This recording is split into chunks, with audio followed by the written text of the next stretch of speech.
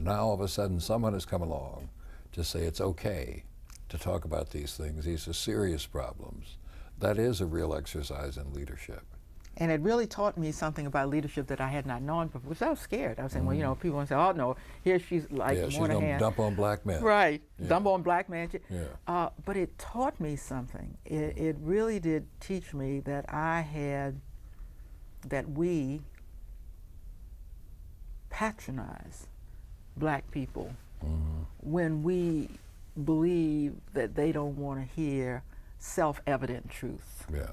And that the burden is on us to find a way to say it so that they want to hear it from us, but not to assume that it should not be said at all. And every experience I've had in talking about the black family ever since has reinforced that. By the way, I find the same thing about other verboten subjects, like what do you do if you're in a room and somebody says something that's anti-Semitic? I know what you'd say if white people sit there and say nothing. If some language is used that is derogatory of blacks, we're the first to criticize it. And it does seem to me that you find a way, and it's rare that that's happened, that you find that kind of comment.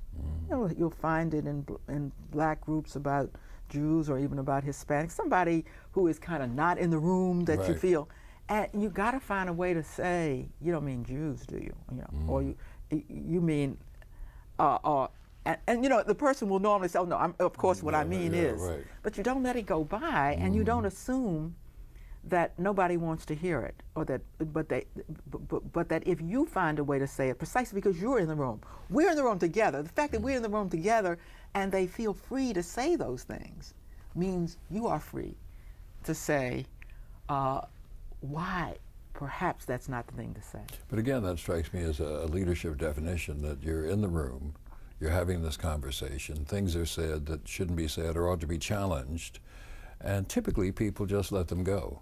Pass them by, or skip to another subject. And it takes some degree of leadership to say no. But where did I learn that? I learned that from resenting the fact that white people sit around talking about black people in all kinds of ways. When we're not in the room. When we're not in the room, and reinforcing and have over the centuries reinforced racism because nobody would say, look, come on. And if that has been our critique, and boy, it's been our critique, it really does not pay for, at least, I don't expect the average black person to feel that they got to get up and do this, but it does seem to me that ever so gently, it is a burden of leadership.